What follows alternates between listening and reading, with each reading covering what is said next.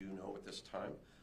This is obviously still a very active investigation, so there's still pieces of information that we're gathering. We do have pretty good clarity of what transpires. So Chief Hampton will brief you at that time, and we'll be able to take just a few questions for those things that we are able to answer. Thank you. Chief Hampton.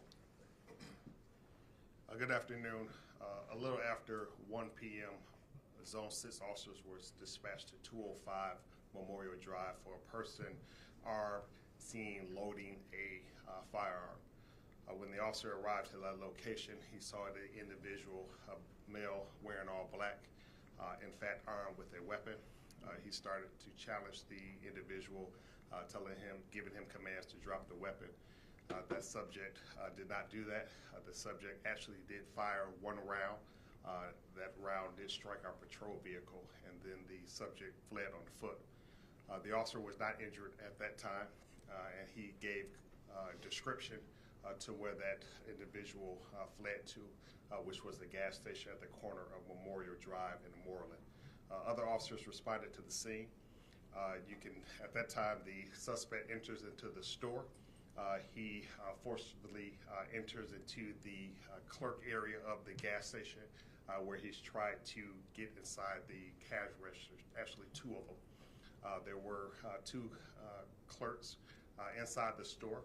They were not harmed, but again, he did enter the store armed and brandishing his weapon. Officers were outside calling out what was going on. They could see inside the store. Then it was at that time the suspect discharged his weapon one more time while officers were outside of the store. Again, officers relocated themselves to a more tactical advantage, and then the suspect came out of the store with his weapon brandished, and officers discharged their weapon. The subject was hit, and then even while on the ground, the subject fired at least one more round in the direction of officers.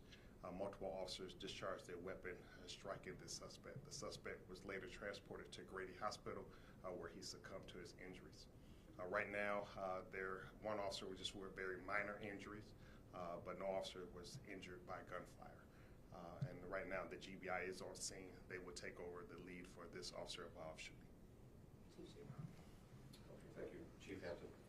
We also want to extend our condolences to the family that lost a loved one today. This is never the outcome that any officer that goes to work each day wants to see. But I do want to commend the officers of the Atlanta Police Department. From what we know from the video that we have viewed, our officers acted bravely and decisively to protect the community and to limit the risk that was certainly at play among the store clerks that was there and other citizens that were in the immediate area. So I want to commend our officers, thank them for their bravery and their service to the city and for the actions they took today. We will try to answer any questions that you may have. There's very few more that we can answer, but we did want to give you, the citizens of Atlanta, some clarity and insight of what occurred this afternoon on Moreland Avenue. Do we know if the suspect was attempting to take anything from any other stores before making his way to that gas station? His movements prior to his exchange of gunfire with our officers is being pieced together as we speak.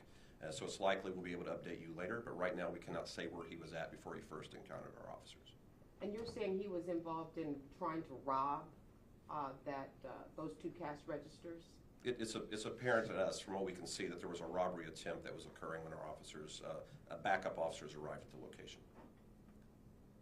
All right, if no other questions, thank you everyone. Public Affairs will keep you updated. Okay, thank you all. Thank you for being here.